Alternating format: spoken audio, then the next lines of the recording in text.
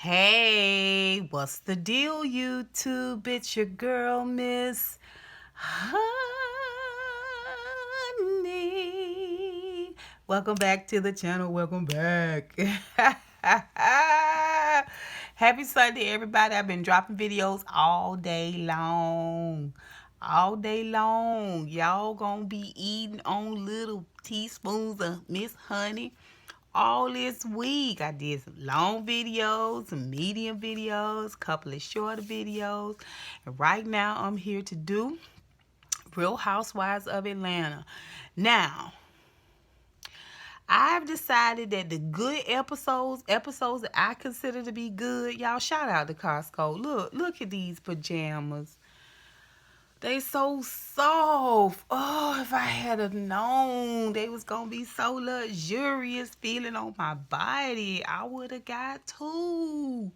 I would have got the blue pair too. Oh, so sensational. Anyway, so I've decided what constitutes a good episode for me is if it's a lot of little bits and pieces for me to eat off of, you know what I'm saying? A lot of movements and things like that, attire, what they eating.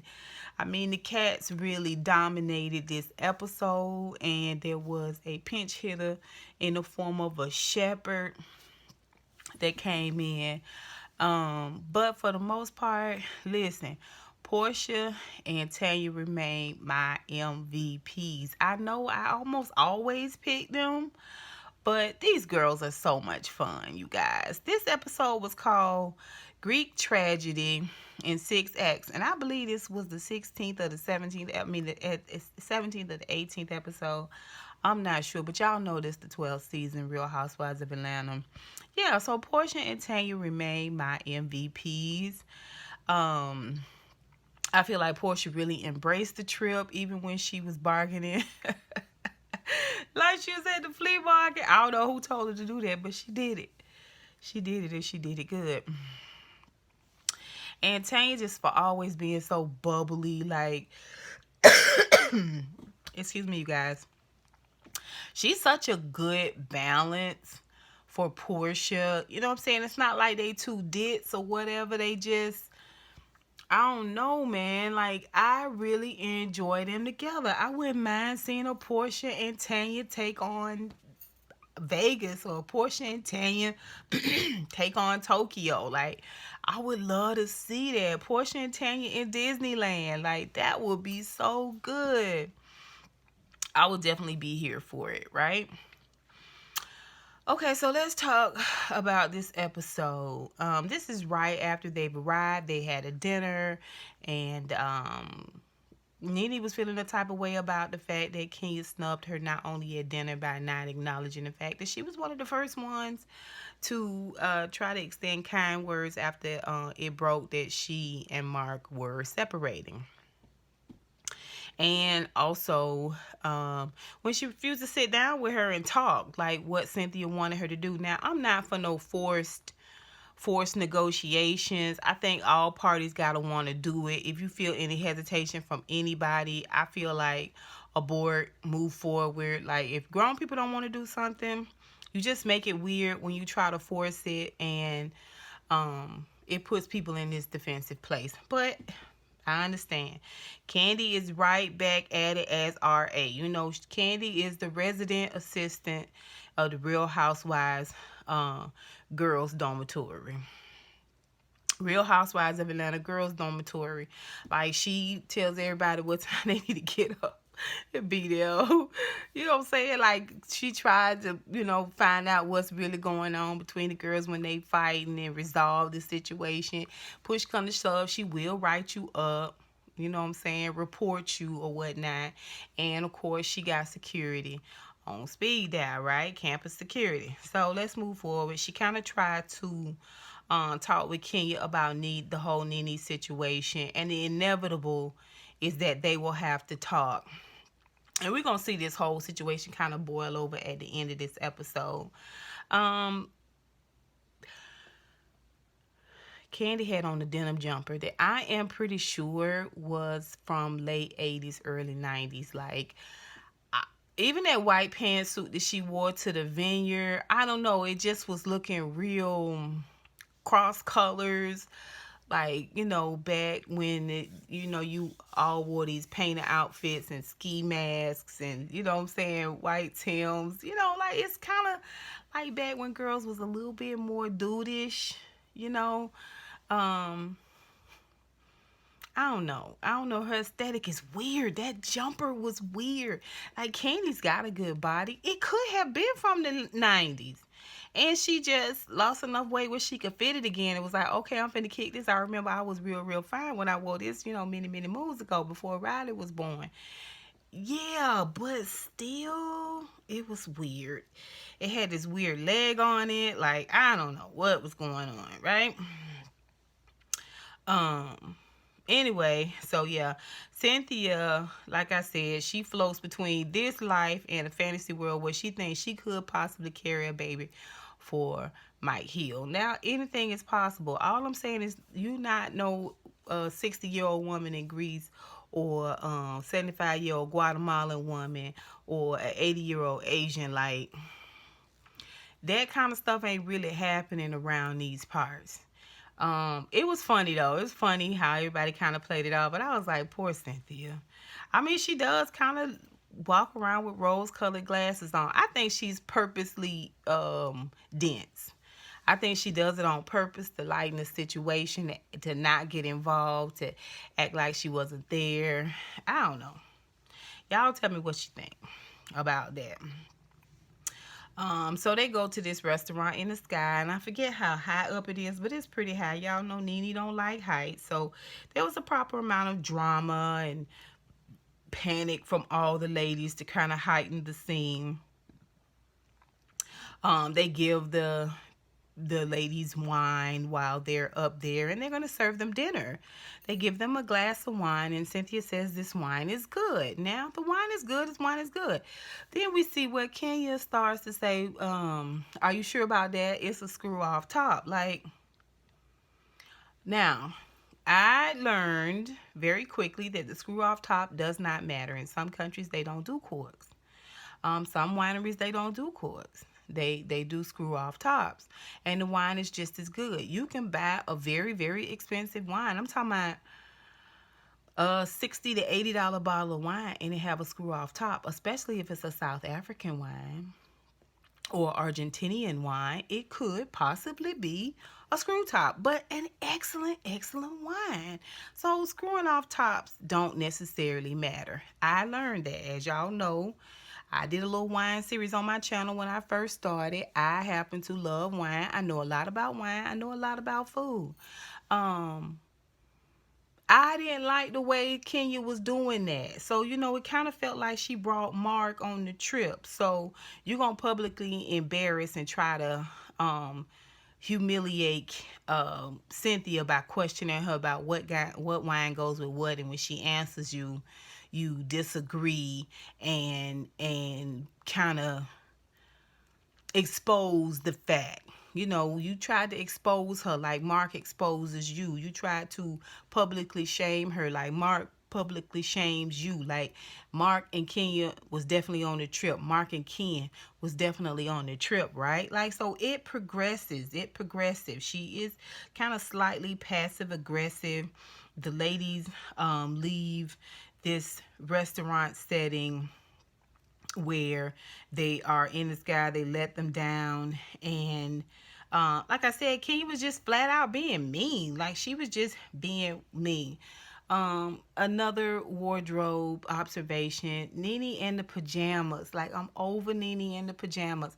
I don't really know if she just up down from her room to get a cup of coffee, or just to let everybody know she about to get dressed, or if this what you wearing on the trip, like you purposely wearing this.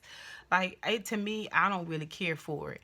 Don't let people push trends on you. Now, it could be cute. You can have elements of it, but you flat out wearing pajamas like that every day with high heels. I don't care for that. I don't understand it. Why would you want your pajamas outside? Like, why are you wearing? It's ridiculous.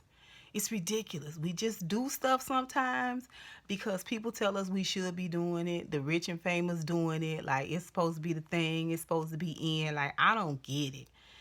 I don't get it. I don't need to, I wear my pajamas on camera, but I will not be going to wineries and things of this nature with PJs on. Your girl's not doing that. Or with clothes on that look like PJs. I'm just saying. Enough with the 90s clothes and enough with the PJs. Okay? Let's move forward. Then when they go into the market and they shop a little bit, do a little sightseeing. Of course, Mark is there. Mark is there as the rule keeper, just keeping everybody in their place, telling everybody what they should be doing, letting everybody know when they step out of line, when they in the wrong. Mark is there. Mark is there. He is leaping out of Kenya's mouth at every chance he can get. Everything she got to say, policing. She policing the ladies. Just like Mark police her. Just like Mark police her. Y'all remember we talked about that on the charity episode. He chastised every move she make. It's nothing she can't do. You know what I'm saying? She can't close her mouth right. She can't open it right. She can't breathe in and out right. She can't lose eyelashes right. Like, the girl is always being policed and or chastised. And this is what she doing on the cruise. Telling the ladies they can't be down here. You can't take pictures in front of that. Don't touch the monuments. Don't do this. Don't do that. Please, please, please, can somebody put Mark back in the suitcase? Like, enough already, Markenya. Okay, enough already, Markenya. Come on now. Take it down a notch. Try to relax a little bit. Try to enjoy yourself. Why you got to be in charge? Whew. Child, she got on my nerves. And she kept badgering Cynthia. Where is Cynthia? Where is Cynthia? Cynthia, you need to ask about the wines. Cynthia, you need to get the wines. Now, I would say here's a friend who is looking out for her other friend. Like she really looking out for her. She looking out for her friend's brand. I would be saying that if you hadn't threw shade earlier when you tried to publicly expose her and shame her for not knowing a lot about the wines. And listen, while the girls was in the shop, Porsha and Tanya, they bought these old evil eye bracelets. Now, I couldn't do it. Y'all don't buy symbolisms. I don't buy symbolisms. I don't do it. Now, this is something different. This is infinity. Everybody knows that. That's worldwide. And the cross. Everybody know that. That's worldwide. But these evil eyes, I ain't doing that. I don't do a lot of, six-headed deities. I don't do a lot of that. That's not my lifestyle. I don't really do a lot of that. This my symbol. I stick to it. I don't know what to tell you. But it was cute. It was a cute gesture. Wasn't nothing wrong with it. They also bought one for Cynthia to ward off that evil spirit that's in Kenya. Mm-hmm. Okay, and they go to her room and they talk to her about it. And they was like, well, we bought you this because we really feel like Kenya was coming for you and you're not speaking up for yourself and we don't understand that. And she said, I try to play it off because I don't know if she's kidding. And I guess that because I don't expect it to come from her. You've been around these girls long enough. You got a sister. You know what I'm saying? You got a daughter. Shade. Shade. You just don't want to really come for Kenya. You don't want to come for Kenya because it will be a battle. And really, Kenya had this aggression, I think, towards not just Mark in the situation, but also towards Nene. You know what I'm saying? Like, she was hating the fact that everybody was copacetic with Nene, that Nene is being received by the other ladies and everybody's enjoying themselves, and it's kind of pissing her off. She wanted them not to be in her business, but at the same time, why is everybody paying so much attention to Nene again? Like, it's supposed to be I'm supposed to be the star of the show. Everybody's supposed to be kind of catering to me because of what I'm going through. But instead of you having this conversation with Nene, which would have fixed a lot of stuff, even if y'all had blown up, it still would have helped the trip as a whole because y'all could have got that stuff done early. But no, what do? You pick the safest one out of the group in order to clean your feet on, which is Cynthia. So the girls tell her this, and and she finally said, well, yeah, maybe she was shading me. Oh, yeah, you think? Meanwhile, the producer asked Kenya, what's the difference in what you did to Cynthia and the wig situation with Tanya. And she was like, well, don't do that. Don't do that. It's totally different. I don't know who's right. I mean, she really was Mark in this moment. Remember at the charity event when he wanted him to shut the cameras down and shut them down immediately and get him out of there? Or he'd shut it down and he'd fix it, easy fix, get it out of here. And he started spiraling out of control. That's what she did right on camera. I'm not going to listen to this. I don't have to listen to this. This doesn't make any sense. It's apples and oranges. And whoever's doing it, whoever's writing. And I mean, just would not even consider that she was wrong. Wouldn't even consider it, right? Oh, that was a very, very telling moment. Then we see where the next day they having a flowy wine tour. And all the ladies, thank goodness, Nene is now in pajamas. She's in this beautiful flowy dress. She kind of look like an angel fish. If y'all see them angel fish and they got them big, beautiful, billowy fins, that's kind of what she looked like. Her and Marlo must have talked because Marlo had this long, like, I don't understand. Why would you wear clothes that drag the ground? In a foreign country, it's not like you was wearing it in a venue somewhere that was carpeted. Not that that's cleaner, but why would you wear that kind of stuff on foreign ground? It's dragging the ground like that. I mean, dragging the ground like a doggone bride's veil. You know what I'm saying? Like, whew, it's ridiculous. It's just it's so extra. It's ludicrous. Like, it doesn't make any sense. Doesn't make any sense. People like Marlo's style. For me, a lot of times to me she looks a little trashy, and that's just my opinion. Anyway, so they go on the trip. The bus ride was really good conversation. It could have easily turned to shade, but everybody was kind of receptive to the conversation. They talked about what kind of man you should want, like in terms of like what's your top criteria for a man. And Marlo said that maybe in her younger life, because I mean, Candy had a good point when she met Todd. He was worth hundreds of thousands, but because he was smart and ambitious and hardworking, they worked together. Now they worth millions, right? But Marlo had a good point. She was like, I'm in a stage in my life where I want a partner. I don't want somebody I got to wait on like that. Like, I don't have that time left. You know what I mean? Like, I can't start from scratch like that. And everybody was like kind of understood, kind of agreed. Like, it was a good conversation. They asked Nene, she's been married the longest, to get them a little advice about, dealing with infidelity. And Nene gave some really, really sound advice. Very similar to the advice that she gave on Lip Service, the Angela Yee show, where she kind of exposed that Greg had been having a bit of an improprietary or inappropriate conversation, I think is a better word, with one of her store managers. Now, I don't know how long ago this was, 1 year, 2 year, 3 year, I don't know. Y'all know I ride out for Greg. Not saying that it was right. Not saying that if it's true that Nene got somebody that's right. All I'm saying is, even though they discussing it publicly, I just don't care.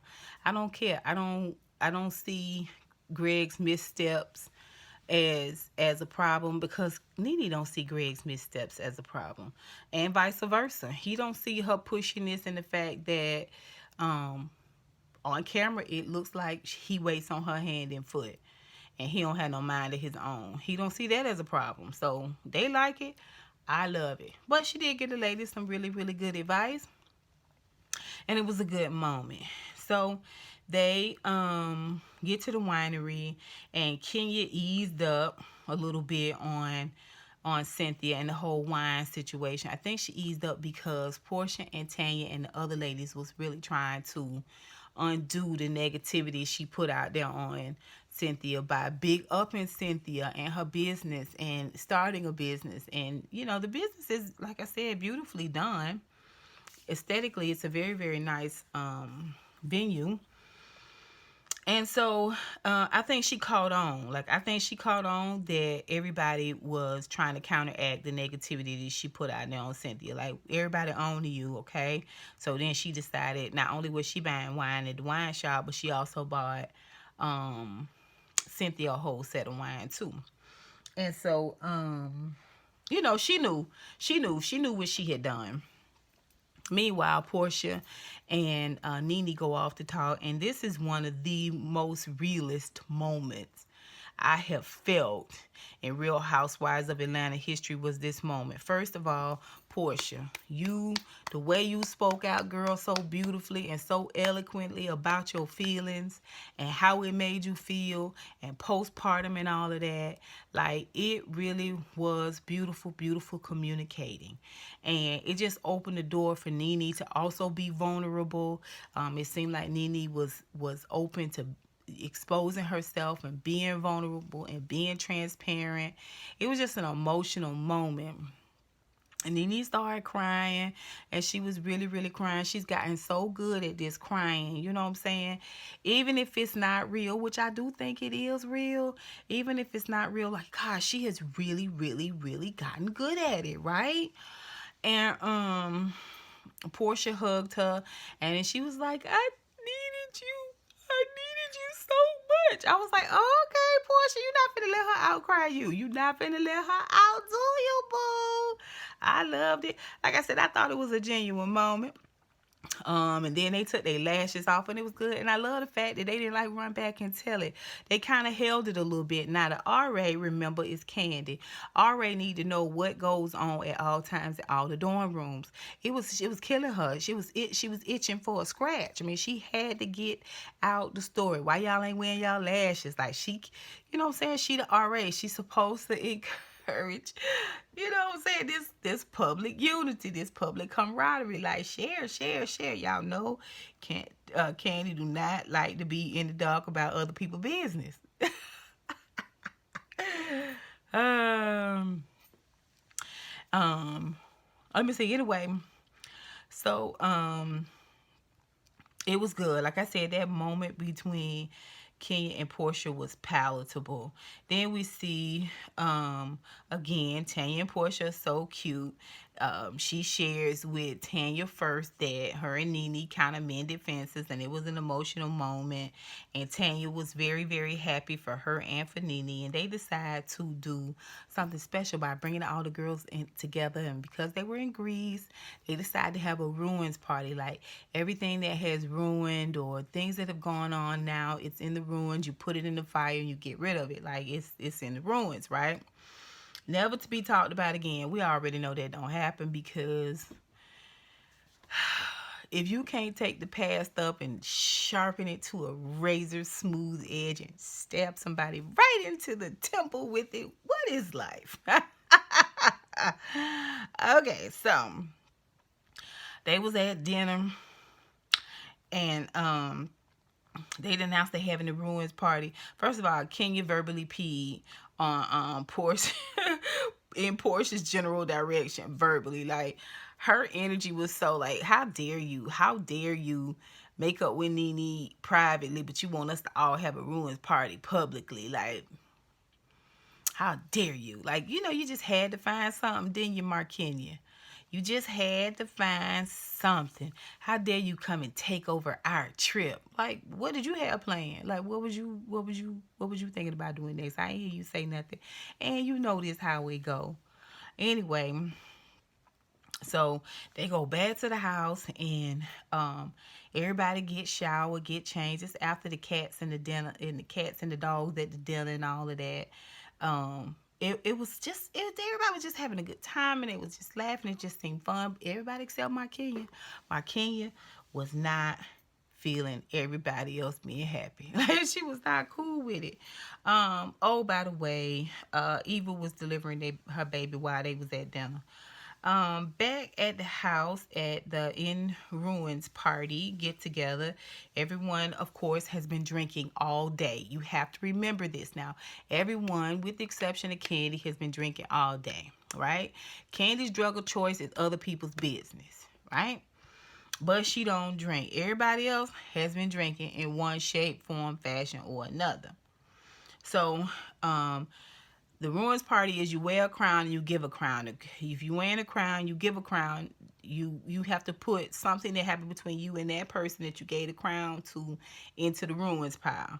And so Porsha kind of started off because that's what Candy wanted. You know what I'm saying? I ain't drinking. Give me some personal business. And so Porsha very eloquently explained, without going into too much detail, the fact that her and Nene had this falling out, very public, and they were able to communicate how they felt to one another, and also make amends, and they friends again. She got her big sis back. Of course, Kenya verbally peed in that direction again. Like, I'm not receiving all this joy and happiness you and Tanya trying to drop off right now. Like, I'm not doing it. I'm not doing it. If y'all are going to be miserable with me and commiserate, or y'all gonna keep y'all happiness under wraps. Like, I'm not here for y'all happiness, right? All the stuff I done heard her say about Nene, I can't imagine that she. Okay, let's move on.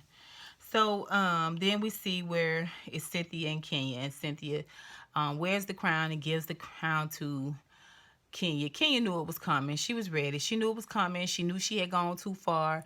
And so when Cynthia expressed how she felt like it switched somehow from being a joke to her being the butt of the joke. And Kenya was ready. You're never the butt of a joke, but you know you did it. You ridicule her. You trying to run her like Mark run you. You trying to dictate her moves like Mark dictates your moves. She's not your bitch. She's not. She just not. You know what I'm saying? Like, stay in your lane. You don't run her. You don't control her. And how dare you be so hurtful? And you try to act like everything's a joke. Why is everything that's funny to you hurtful to her or hurtful to someone else? Please explain that to me so I can understand. That's all I want to know. That's all I want to know. And then you get this half-ass apology. That's not what I meant. That's not how I felt. And I didn't want you to feel that way. And then when she went over and hugged her, she gave her a real quiet sorry. She don't say sorry publicly a lot. Mostly, probably because she almost never hears it. Unless she grab a hold of somebody real tight and make them cry uncle like she tried to do with Tanya. And Tanya wasn't hearing it. And Cynthia was like, okay, that's fine. Y'all know Cynthia don't have a lot of bite back. She just don't. And Nene, who by this time was good and buzzed. Good and buzzed. Like, she wasn't caring. She wasn't caring. She was in this stage. Like, yeah, low down, dirty, scary as a burger. You know what I'm saying? She was like Uncle Aunt Esther drunk. You know what I'm saying? She was Aunt Esther drunk. She was Mom's Mabley drunk. Oh, baby, she was Bessie Smith drunk. What I tell you, baby, drunk and belligerent.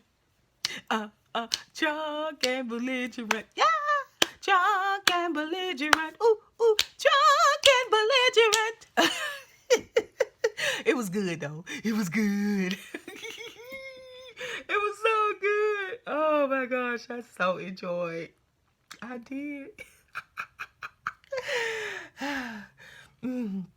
So she, Cynthia tried to move on it, and Nene was like,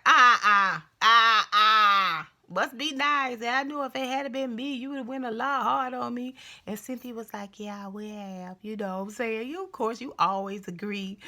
Okay, Cynthia, always co-signing on somebody's mess.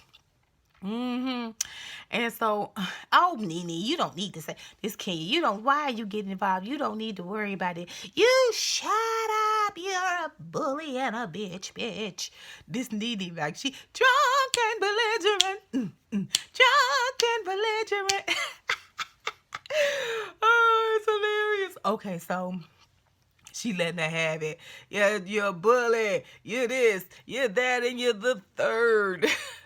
Everybody was like, Nene called her, and that's why your husband don't like you, bitch.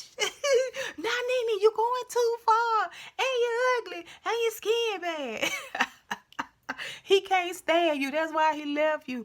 Everybody was like, now, Nene, now you just going too far. You doing too much. Now you being hurtful. I don't give a itty bitty got it, Nene.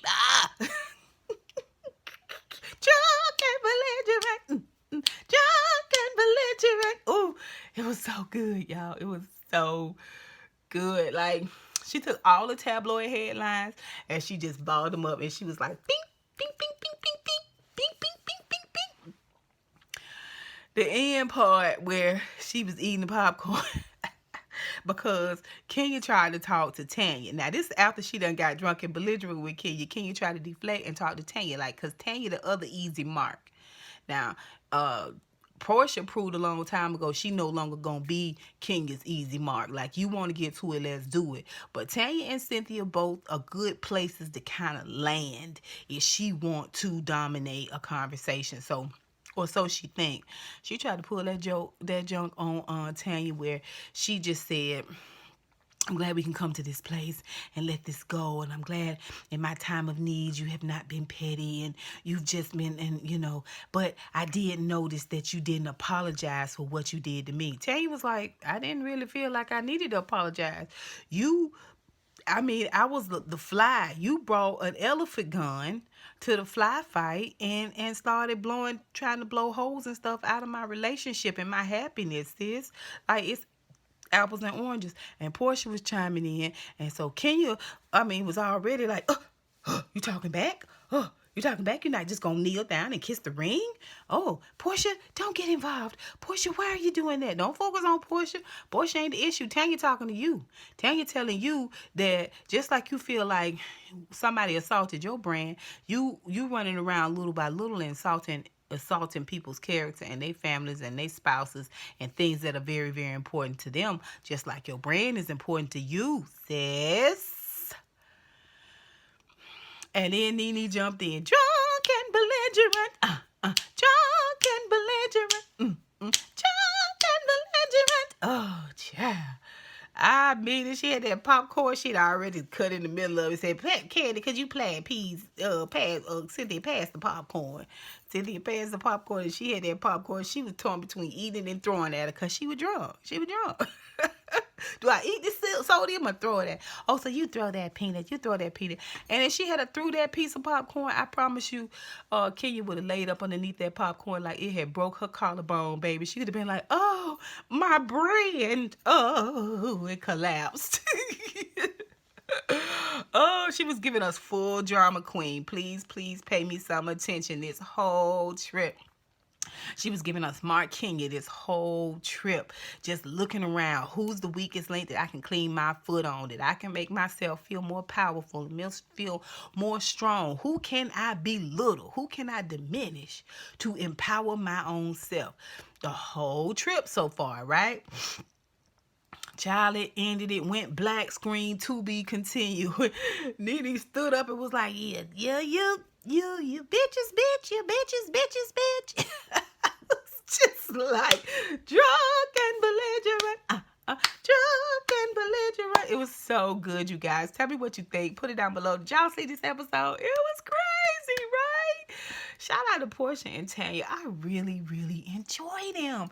Okay, Bravo Andy, I really feel like you should consider doing something with Porsha and Tanya. Something fun, like a game show or like a giveaway type thing, where they could just be their normal, bubbly, vivacious selves. I really, really feel like they could take this energy and share it with the world and both be even more successful than what they are now. Y'all, I was not mad at Nene this episode. I was not mad at Nene at all. If Nene stayed right here, this temperature, I'd be cool with her. Kenya, I need somebody to bring Kenya to this come to Jesus moment. It can't be Nene. Nene too brutal. And and Kenya got her hands up. You know what I'm saying? It's got to be somebody that can bring it full circle and just give it to her. Take it. That's what she needs. She needs somebody to bring her, come to Jesus moment with her, because she got herself so far up in the clouds. Like, she doesn't feel like, she feels like she's beyond reproach. And that's the thing about her and Mark, is that Mark keeps reminding her that she is shit. she is something and she is valuable, but in his eyes he keeps reminding her that in his eyes that she ain't ish. And that's something she cannot make right. That's something she can't bully somebody into. That right there is not budging. It's not changing. It is what it is. And that's a hard pill for her to swallow, because the two people that's supposed to really, really love you the most is your mama and your man, like your husband, this man that you have a covenant connection with, right? But not working out that way. Y'all tell me what you think. Put it down below. This was such a good episode. I can't wait to see next week how it all plays out. Like, I hope we don't have to call the spitting squad. See some clips for next week, Nene. Don't make us get the spitting squad on you now, girl. Keep your spit in your mouth. Okay, until next time, honeybees. Mwah, mwah, mwah. Ah!